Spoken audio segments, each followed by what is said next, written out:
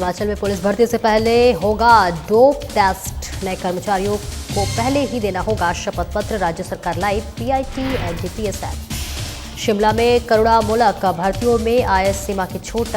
Himachal cabinet ने भर्ती में छूट। 3 लाख की सालाना आय पर भी मिलेगा मौका। मंडी में आपदा प्रभावित क्षेत्र का दौरा। लोक निर्माण मंत्री विक्रमादित्य सिंह ने किया दौरा। आपदा प्रभावितों से मंत्री ने की बातचीत। सेब के पौधों को काटने का मामला पकड़ा तोल। एफसीए 1980 में हिमाचल के साथ में नाइंसाफी। बागवान नेता ने कहा अपने अधिकारों के लिए जारी करेगी लड़ाई। और सोलन मंडी में पहुंची सेब की अर्ली वैरायटी। 33 करोड़ का हो चुका है व्यापार। किसानों के चेहरे पर दिखे खुशी। नमस्कार, स्वागत है आपका। मैं हूं आपके साथ सपना दीपक मद्देशिया। बुलेटिन का आगाज करेंगे। हिमाचल प्रदेश सरकार ने नशे की रोकथाम के लिए महत्वपूर्ण कदम उठाया है। हिमाचल प्रदेश में आपको बता दें कि अब पुलिस में भर्ती से पहले सिंथेटिक ड्रग का डोप टेस्ट करवाना जरूरी होगा। मुख्यमंत्री सुखविंदर सिंह सुक्खू ने बताया है कि राज्य सरकार नशे की रोकथाम के लिए गंभीरता के काम कर रही है और सभी नए कर्मचारियों को शपथ पत्र देना होगा कि वे चिट्ठे का सेवन नहीं करते हैं। राज्य सरकार पुलिस में सुधार के लिए भी दिशा में भी काम कर रही है और हर जिले में नशा मुक्ति केंद्र खोलने का फैसला लिया गया है। इसके लिए 14.95 करोड़ रुपए मंजूर हुए। नशे की रोकथाम के लिए पुलिस कांस्टेबल के साथ आशा कार्यकर्ताओं और पंचायत सहायता की टीम गठित होगी। मुख्यमंत्री सुखविंदर सिंह सुक्खू ने बताया है कि राज्य सरकार पीआईटी एनडीपीएस एक्ट लेकर आई है और इस एक्ट में शक के आधार पर संदिग्ध हिरासत में किया जा सकता है। इसके तहत 44 लोग हिरासत में लिए गए हैं। नशे के कारोबार से जुड़े लोगों की 42.22 करोड़ रुपए की संपत्ति जब्त की चुकी है और ये पिछले साल के मुकाबले दोगुनी है। मुख्यमंत्री ने कहा है कि राज्य भर के पुलिस थानों को एबीसी और डी ग्रेड में बांटा गया है। ये ग्रेडिंग जनसंख्या और अपराध के आधार पर की जाएगी। इसके तहत सुधार और बेहतरी के लिए काम किया जा रहा है। जो भी पुलिस में भर्ती होगी उसमें पहली स्टेज पर डोप टेस्ट, चिट्टा का टेस्ट किया जाएगा। मेनली चिट्टा का टेस्ट किया जाएगा और उसके बारे में हमने विस्तृत रिपोर्ट मंगाई है।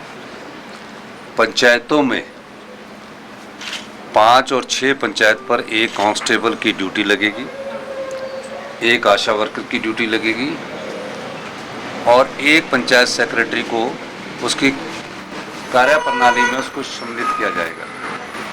पूरी रिपोर्ट्स मंगाई जाएगी क्योंकि जिस प्रकार की रिपोर्ट्स है उसमें कई जगह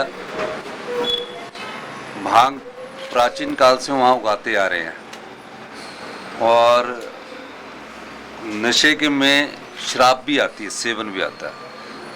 तो हमने कहा कि हमारा पहला और प्रथम दायित्व ये बनता है कि जो चिट्टा आ रहा है, जिसकी सबसे अधिक सप्लाई कहाँ से और आती है, उसको हमने तोड़ना है और किन व्यक्तियों के पास सप्लाई हो रही है उसको हमने तोड़ना है। मुझे खुशी है कि हमारी सरकार बनने के बाद पहली बार जब मेरे ध्यान में ऐसा आया तो हमने पिट एनडीपीएस एक्ट लागू किया। इस एक्ट के माध्यम से जो भी हम पर जिस पर भी हमें शक होगा और पहले से वो चिट्टे के कारोबार में सम्मिलित होगा, सरकार उसको हिरासत में ले। हिमाचल प्रदेश मंत्रिमंडल की लगातार तीसरी बैठक मुख्यमंत्री सुखविंदर सिंह सुक्खू की अध्यक्षता में आयोजित की गई। इस बीच इस बैठक में कई महत्वपूर्ण निर्णय लिए गए। मंत्रिमंडल ने करुणामूलक भर्तियों के नियमों में बदलाव किया है। अब करुणामूलक भर्तियों के लिए आय की सीमा 2.5 लाख से बढ़ाकर 3 लाख रुपए कर दी गई है और इसमें एकल नारी और अनाथ बच्चों को प्राथमिकता के आधार पर लाभ मिलेगा।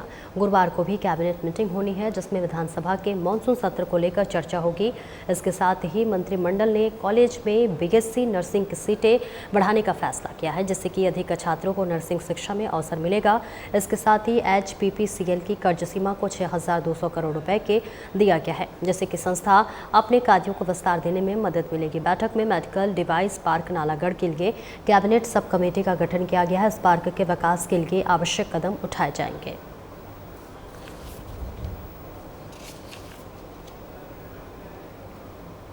ऐसा है, इलीगल माइनिंग के लिए मुख्यमंत्री जी ने सख्त आदेश दिए हैं।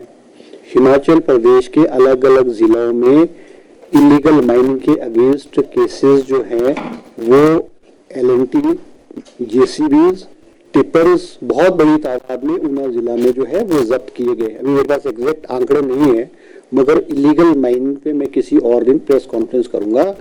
और हिमाचल प्रदेश के अलग अलग क्षेत्रों में बहुत सख्ती से आदेश दिए गए हैं कि इलीगल माइनिंग को जो है वो चेक किया जाए, और हम इसमें बहुत हद तक कामयाब भी हुए हैं।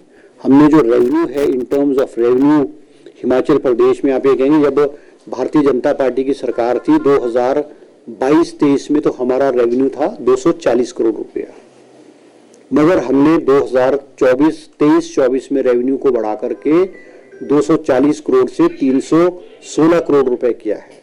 और पिछले वित्तीय वर्ष में जो 24-25 वाला गया उसमें हमने रेवेन्यू जो है 356 करोड़ रुपए पे रेवेन्यू पहुंचाया है। हमने 2 साल के कार्यकाल में हमने जो रेवेन्यू है वो 115 करोड़ रुपए रेवेन्यू बढ़ाया है। ये बात ठीक है कि इलीगल माइनिंग अलग अलग क्षेत्रों में कहीं ना कहीं होती रही है। लोक निर्माण एवं शहर विकास मंत्री विक्रमादित्य सिंह ने मंगलवार तड़के हुई भीषण वर्षा से प्रभावित मंडी शहर के विभिन्न क्षेत्रों का दौरा किया। मुख्यमंत्री के निर्देश पर पहुंचे मंत्री ने वार्ड नंबर 5 स्थित जेल रोड व पैलेस क्षेत्र के साथ साथ जोनल अस्पताल, मार्ग कल्याण धाम, सैंड मोहल्ला और अन्य प्रभावित स्थानों का स्थलीय निरीक्षण धुंधले जचेंगे को लेकर पूर्व मंत्री बाबूलाल नागर ने AS लॉबी ने किया और बताया गया है कि इस बार मंत्री ने इस दौरान प्रभावित परिवारों से मुलाकात कर उन्हें ढांढस बंधाया और हर संभव सहायता का आश्वासन दिया। उन्होंने कहा कि इस प्राकृतिक आपदा में 3 लोगों की दुखद मृत्यु हुई है और 22 से 25 घरों को आंशिक अथवा पूर्ण रूप से नुकसान पहुंचा है। राज्य सरकार इस कठिन समय में प्रभावितों के साथ पूरी मजबूती से खड़ी है। उन्होंने बताया कि राहत और पुनर्वास कार्य युद्ध स्तर पर जारी है। भूस्खलन के कारण कई स्थानों पर भारी चट्टानें गिरने से रास्ते जो है वो अवरुद्ध हो गए हैं, जिन्हें रोबो मशीन से कंट्रोल ब्लास्टिंग के माध्यम से हटाया जाएगा ताकि आम जन की सुरक्षा सुनिश्चित की जा सके।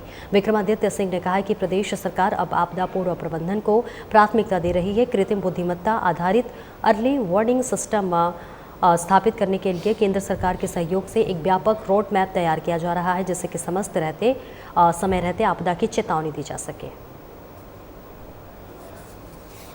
देखिए, हमारी सरकार, आदरणीय मुख्यमंत्री जी और सभी लोग इस परिस्थिति जो यहाँ पे मंडी में लगातार घट रही है उससे चिंतित है। कल ही कैबिनेट की बैठक में जब ये घटना का हमें जानकारी कल सुबह प्राप्त हुई, तो मुख्यमंत्री जी ने मुझे कहा कि आप मंडी जाकर जो है यहाँ के लोगों से मिलें और हर तरीके का सहयोग सरकार की ओर से देने का उसमें प्रयास किया जाए। तो इसलिए हम यहाँ पर आए हैं। पीछे मैं सिराज के दौरे पे भी था जब सिराज में भी ये चीज़ें हुई और बहुत दुर्भाग्यपूर्ण है। हमारे मंडी सदर के जो हमारा जेल रोड इलाका है, यहाँ पर ये घटना पिछली परसों की रात को सुबह अर्ली मॉर्निंग ये यहाँ पर हुई है। इसमें करीबन 22 से 25 घर इसमें क्षतिग्रस्त हुए हैं। करीबन 3 लोगों के इसमें दुखद जो है जान भी इसमें गई है। तो उनके साथ हमारी संवेदनाएं भी है, गहरी संवेदनाएं हैं और हम पूरा प्रयास सरकार इसमें कर रही है। अभी तो जितना भी इसमें मलबा हटाना है, कई बोल्डर्स, बड़े बड़े पत्थर इसमें आए हुए हैं, उनको कंट्रोल तरीके से ब्लास्ट करना है ताकि घरों को भी कोई डैमेज ना हो, उसके साथ साथ काम भी हो। उसके लिए रोबो मशीन्स को डिप्लॉय किया जा रहा है। डिस्ट्रिक्ट एडमिनिस्ट्रेशन है, हमारा SDRF है, NDRF है, सब लोग इसमें अपना पूरा। हिमाचल प्रदेश में वन भूमि पर लगे सेब के पौधों को काटने के मामले में गतिरोध जारी है। हाल ही में सुप्रीम कोर्ट ने हिमाचल हाईकोर्ट के आदेश पर रोक लगा दी थी, जिसमें वन भूमि पर अवैध रूप से लगाए गए सेब के पेड़ों को काटने का निर्देश दिया गया था। किसान बागवान संगठनों ने 29 जुलाई को सचिवालय घेराव के बाद सरकार के साथ बैठक की, जिसमें अपनी मांगों को रखा गया। बागवान नेता राकेश सिंघा ने कहा कि मामला केवल किसानों बागवानों की बेदखली का नहीं है, बल्कि सरकार के पास भूमि वितरण के अधिकार का भी है। सिंघा ने कहा कि 1980 में वन संरक्षण कानून आने से हिमाचल के साथ नाइंसाफी हुई है और राज्य सरकार के पास भूमि वितरण करने का अधिकार होना चाहिए। अब किसान बागवान संगठन 13 अगस्त को पूरे देश में मोर्चा खोलेंगे। बागवान नेता राकेश सिंघा ने कहा है कि राज्य सरकार के अनिश्चितकालीन आंदोलन को स्थगित करने के लिए हस्तक्षेप किया है। सरकार ने कहा है कि वो अतिक्रमण हटाने के साथ सेब की फसल की नीलामी के लिए भी समय देगी, जिससे किसानों को राहत मिल सके। मुख्यमंत्री सुखविंदर सिंह सुक्खू ने कहा कि सरकार पेड़ काटने के पक्ष में नहीं है। राकेश सिंघा के कहा कि राज्य और केंद्र सरकार के बागवानों के मुद्दे पर ठोस कदम उठाने होंगे, वरना किसान बागवान डटकर मुकाबला करेंगे।